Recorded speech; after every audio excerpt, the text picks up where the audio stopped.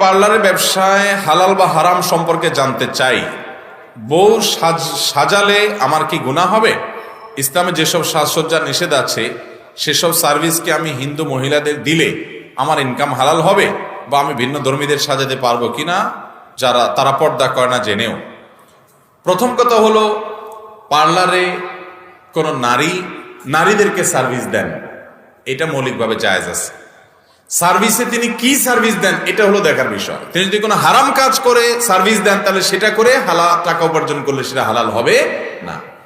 এখন তিনি বিয়ে উপলক্ষে একজন নারীকে সাজান, তো এখানে তো হারাম কিছু নাই, সাধারণ সাজগোজ এটা তিনি করাইতে পারেন একজন নারীকে, কোনো অসুবিধা নেই। মেহেদি লাগাই দিলেন, বা আপনার মেকআপ করাই দিলেন, বা বিভিন্ন রকমের সাজগোজ করাই দিলেন, শরিয়ার গণ্ডির মধ্যে থেকে যদি করেন তাহলে সেটা করলে বিউটি পার্লারে এই উপার্জনের টাকা হালাল হবে, এটাতে কোনো অসুবিধা নাই।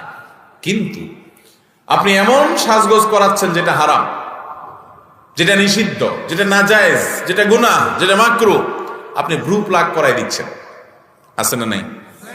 তো এটা আপনার জন্য জায়েজ হবে। আপনি ওখানে কাজ করলে বলবেন যে আমি এটা করবো, এটা করতে পারবো না, এটা অন্য কাউকে দিয়ে করেন, এটা আমি করতে পারবো না, আমি এইটুকু করতে পারবো, অতএব সেটা আপনি করবেন। এখন কথা হলো যে সাজগোজ করার পর সে বেপর্দা যাবে, আমার দায়িত্ব আছে কিনা এটা নেই।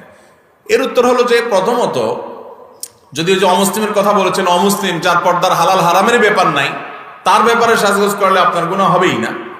আর যদি মুসলিম নারী হয় এবং সে সাজগোজ করে বাসায় থাকতে পারে, বিয়ের মধ্যে মহিলাদের আলাদা আয়োজন হয় সেখানে থাকতে পারে, এরকম বহুমুখী সম্ভাবনা আছে, তো আপনি সাজগোজ করাতে কোনো অসুবিধা নাই।